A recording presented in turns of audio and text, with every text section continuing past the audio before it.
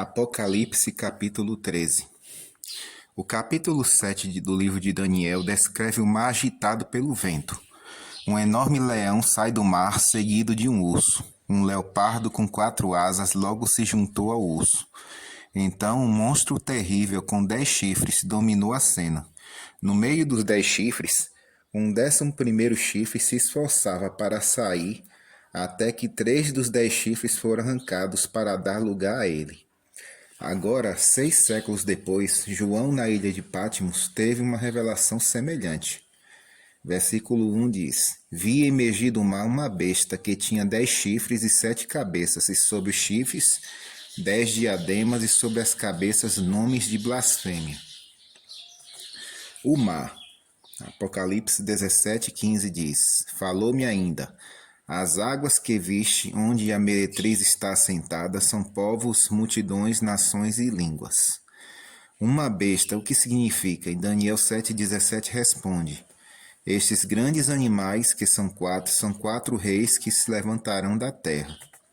A areia do mar, é ali que a terra e o mar se encontram. Este capítulo descreve 2 bestas, uma que vem do mar e a outra que vem da terra. Versículo 2. A besta que vi era semelhante a leopardo, com pés como de urso e boca como de leão.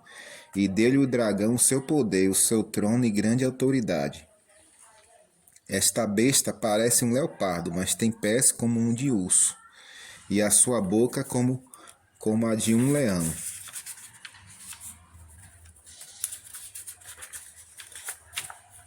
A besta leopardo do Apocalipse capítulo 13 e o pequeno chifre de Daniel 7 obviamente são a mesma coisa. Vamos notar algumas comparações. Ambos são poderes blasfemos, Daniel 7:25 e Apocalipse 13, verso 6. Ambos fizeram guerra com os santos, o que faz deles poderes perseguidores, Daniel 7:21 e Apocalipse 13, verso 7. Ambos têm uma boca que profere blasfêmia, Daniel 7, versículo 8 e 20. O chifre pequeno vem de Roma pagã. A besta do Apocalipse 13, versículo 2, se levanta ao mesmo tempo porque o dragão, que é a Roma pagã, dá-lhe poder, trono e autoridade. Ambos é dado poder para que continuem por 3 anos e meio, 42 meses ou 1260 dias. Daniel 7:25, Apocalipse 13, verso 5. No final dos 1260 dias ou anos, um ano em profecia, um dia em profecia equivale a um ano, né? Então são 1260 anos. O chifre pequeno perderia sua autoridade, Daniel 7:25. No fim do mesmo período, a besta leopardo seria levada cativa, Apocalipse 3, verso 10. Ambas as especificações foram cumpridas com o exílio e cativeiro do Papa e a derrubada temporária do papado pela França. Ambos os poderes vêm ao mesmo tempo para o palco onde se desenrola a ação e ocupam o mesmo território. Fazem o mesmo trabalho, existem pelo mesmo espaço de tempo e têm o mesmo destino. O dragão dá-lhe o seu poder, o seu trono e grande autoridade. Apocalipse 12 identifica o grande dragão vermelho como Satanás, que faz sua obra por meio de Roma pagã. Roma tem sido chamada de a cidade eterna e a cidade santa. Diz um provérbio que todos os caminhos levam a Roma. Roma sempre teve certo prestígio. Ela sempre foi a morada de todos os deuses pagãos. O seu trono. Um trono é um lugar onde uma pessoa importante se senta. As palavras usadas para trono são cátedra, no grego, e sedes, no latim, as quais são traduzidos como sé. O edifício onde fica o trono é chamado sua catedral, e a cidade na qual fica o trono é chamada de Sé. O catolicismo tem sido chamado de Santa Sé, a cidade onde o trono do Papa está localizado. Esta cidade é Roma. Desde o Tratado de Latrão, celebrado com Itália em 1929, a Santa Sé é a cidade do Vaticano, uma área de 44 hectares na colina no Vaticano, toda ela dentro da cidade de Roma. A Igreja Católica é romana.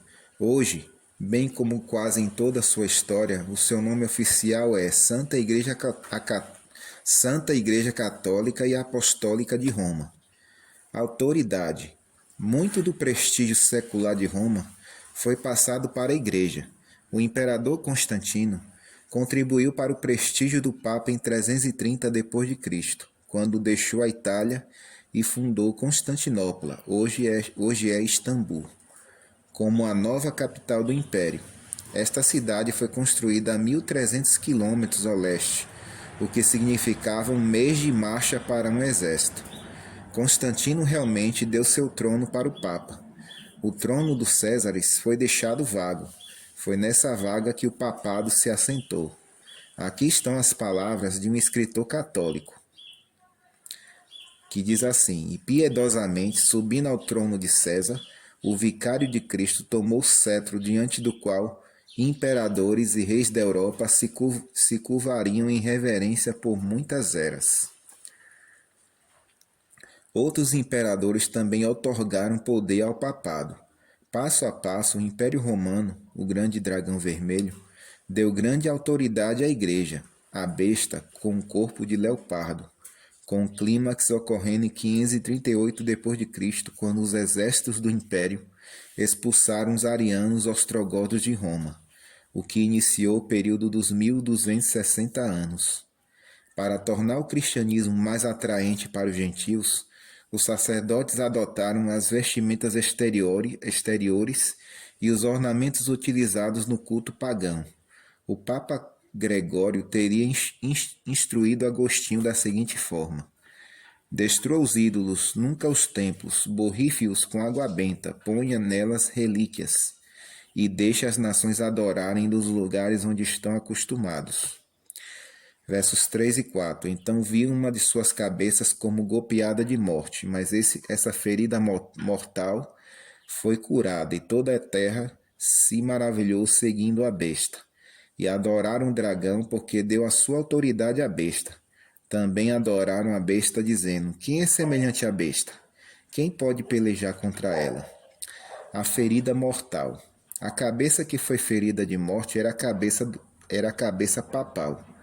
Em 1798, 1260 anos depois que a Igreja recebeu a autoridade absoluta, ela recebeu um golpe mortal, exatamente como o livro do Apocalipse tinha predito. Durante a Revolução Francesa, sob ordens de Napoleão Bonaparte, o general Alexandre Berthier fez uma proclamação em Roma, em 15 de fevereiro de 1798, informando o Papa Pio VI e o povo de Roma que o Papa não devia exercer nenhuma função. O Papa foi enxotado dali por soldados franceses para uma série de locais diferentes na Itália e no sul da França. Ele morreu na prisão, na fortaleza de Valença, em 29 de agosto de 1799. O seu corpo foi deixado insepulto por um tempo. A cidade eterna não tinha mais um pontífice. Foi promulgado um decreto de que nenhum sucessor poderia tomar o seu lugar. Versos 5 e 6 diz: foi-lhe dado uma boca que proferia arrogâncias e blasfêmias, e autoridade para agir 42 meses. E abriu a boca em blasfêmias contra Deus, para lhe difamar o nome, e difamar o tabernáculo, a saber, os que habitam no céu. Blasfêmias. Qual é a definição bíblica de blasfêmia? Lucas 5, 20 e 21 responde: vendo-lhes a fé, Jesus disse ao paralítico: homem, estão perdoados os teus pecados.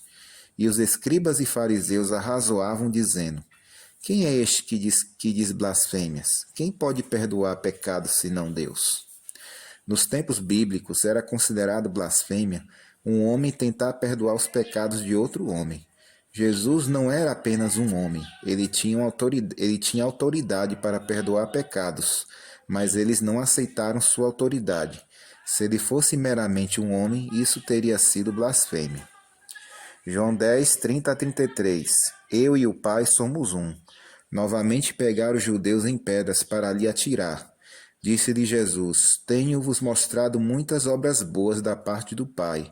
Por qual delas me apedrejais? Responderam-lhe os judeus: não é por obra boa que te apedrejamos, e sim por causa da blasfêmia, pois sendo tu homem te fazes Deus a ti mesmo. Era tido como blasfêmia um homem considerasse Deus. Qualquer ser humano que confere a si mesmo atributos que pertencem somente a Deus é culpado de blasfêmia. Jesus disse: A ninguém sobre a terra chameis vosso Pai, porque só um é vosso Pai, aquele que está nos céus. Mateus 23, verso 9. Até mesmo Jesus, como ser humano, objetou ser chamado bom mestre. Mateus 19, verso 17. No quinto concílio de Latrão, em 1512, foi dito do Papa Júlio II: Tu és o pastor, tu és o médico, tu és o governador, tu és o esposo e, finalmente, tu és outro Deus na terra. Aqui estão palavras de um escritor católico, Afonso de Liguori, explicando a visão católica sobre o sacerdócio. Ele disse o seguinte: o sacerdote assume o lugar o próprio Salvador quando ao dizer ego te absolvo, eu te absolvo. Ele absolve o pecado. Perdoar um simples pecado requer toda a onipotência de Deus. Por isso, o sacerdote pode, de uma certa maneira, ser chamado Criador do Criador. Verso 7. Foi-lhe dado também que pelejasse contra os santos e os vencesse. Deu-se-lhe ainda autoridade sobre cada tribo, povo, língua e nação. Na nova enciclopédia católica diz: vista pelos padrões contemporâneos, a Inquisição, especialmente da maneira como ela ocorreu na Espanha, já no final da Idade Média, pode ser classificada somente como um dos mais negros capítulos da história da Igreja. Sob a influência dos costumes e conceitos germânicos, a tortura foi pouco usada do século IX até o século XII, mas com o ressurgimento da lei romana, a prática foi restabelecida no século XII. Em 1252, o Papa Inocêncio IV sancionou a aplicação de tortura por autoridades civis a hereges, e a tortura veio a ter um lugar reconhecido nos procedimentos das cortes inquisidoras. Ela reconhece que a Inquisição matou 2.000 protestantes em 50 anos na Holanda e admite a morte de 3 e 4 mil huguenotes franceses no massacre de São Bartolomeu, que começou na noite de 23 de agosto de 1572. Adorá-la-ão todos os que habitam sobre a terra, aqueles cujos nomes não foram escritos no livro da vida do Cordeiro, que foi morto desde a fundação do mundo. Versos 9 e 10. Se alguém tem ouvido, ouça. Se alguém leva para o cativeiro vai. Se alguém matar a espada, necessário é que seja morto a espada. Aqui está a perseverança e a fidelidade dos santos. Quando o Papa foi levado prisioneiro por Béthier, estas palavras foram cumpridas. O papado tinha levado tantos outros cativos e agora ele mesmo estava indo para o cativeiro. Versículo 11. Vi ainda outra besta emergir da terra. Possuía 2 chifres, parecendo do cordeiro, mas falava como dragão. O terceiro grande símbolo. As tentativas feitas na Idade Média para entender a besta cordeiro com chifres falharam. O povo não pôde entender esta profecia antes que ela se cumprisse. Entende-se melhor a profecia depois que ela se cumpre. É por isso que Jesus afirmou: Disse-vos agora antes que aconteça, para que quando acontecer vós creiais. João 14, verso 29. O grande dragão vermelho é Roma pagã. A besta leopardo é Roma papal. Ambos representam um grande poder religioso. O terceiro poder deve também simbolizar uma nação que representa um grande sistema religioso. O paganismo abrange todas as nações não cristãs, o que compreende mais da metade da população do globo. O catolicismo pertence a nações que compõem uma grande parte da cristandade. O outro grande poder religioso é o protestantismo. Emergindo da terra. A profecia fala sobre uma nação que representa um forte poder religioso, que não é nem o paganismo, nem o cristianismo, e que é representado por uma besta com 2 chifres que emerge da terra. Quando é que subiria esta nação? No tempo em que o papado, ao ser levado para o cativeiro, foi derrubado pela França em 1798. As 4 bestas de Daniel capítulo 7 e a besta leopardo de Apocalipse 13 emergiram do mar. Se as águas representam densas populações, a terra deve representar o oposto, uma população escassa. Nações novas geralmente surgem derrubando outras nações e tomando seus lugares. O profeta viu esta nação emergindo, que significa crescer como uma planta. Chifres como de cordeiro. 29 vezes no Apocalipse a palavra cordeiro se refere a Jesus. Chifres em Daniel e Apocalipse são símbolos de poder governamental. Esta besta de 2 chifres usa o seu poder governamental de uma maneira gentil, quase cristã. Os chifres não têm coroas, como o grande dragão vermelho e a besta com corpo de leopardo. Isso indica que não haverá nem papa nem rei, mas uma república ou um poder democrático. O fato de ter 2 chifres pode ser uma alusão à liberdade civil e religiosa. A América foi fundada sobre princípios de liberdade religiosa. O artigo 6º, na seção 4 da Constituição Americana, diz: uma vez que cada pessoa tem o direito de escolher sua própria religião, sem o preço da discriminação, nenhum teste religioso jamais será requerido como forma de qualificação para qualquer cargo ou função pública nos Estados Unidos. Falando como um dragão, vemos aqui uma completa mudança. As características não ternas, parecidas como as de um cordeiro, mudam para as de um dragão. Como fala uma nação? Um governo fala por meio de suas leis. De acordo com esta profecia, podemos esperar perseguições, mesmo nesta República da Liberdade, a qual por muitos anos tem sido um refúgio para os perseguidos. O dragão foi um perseguidor implacável da igreja. O leopardo que veio a seguir também foi um poder perseguidor que ceifou a vida de milhares de cristãos durante os 1260 anos. Quando esta besta fala como um dragão, isso quer dizer que a sua natureza muda de cordeiro para dragão, e que ela faz o mesmo tipo de obras do dragão que veio antes dela. Versículo 12. Exerce toda a autoridade da primeira besta na sua presença, faz com que a terra e seus habitantes adorem a primeira besta, cuja ferida mortal fora curada. Como pode ser possível tamanha mudança?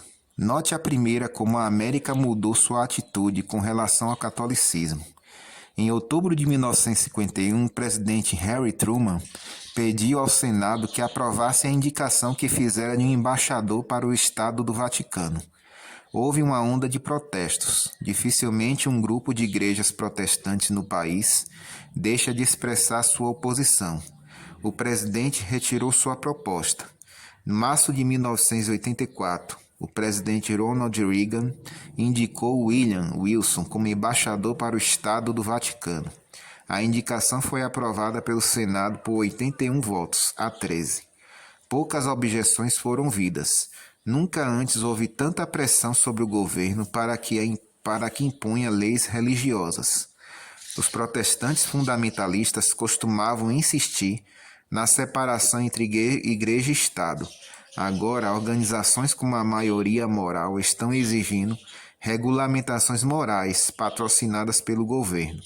Em cumprimento à profecia, vemos os Estados Unidos começando a exercer o seu poder político para impor uma religião que se oponha aos 10 mandamentos. Exerce toda a autoridade da primeira besta. As pessoas são levadas a adorar a primeira besta. A palavra adorar vem do verbo grego kuneo, que quer dizer eu beijo. Esta adoração significa submissão à autoridade e decreto daquele a quem se presta reverência. Este é o retrato que a profecia fornece da adoração dedicada ao papado pelos chamados protestantes. Esta é a nossa primeira parte. Deus abençoe a cada um de vocês.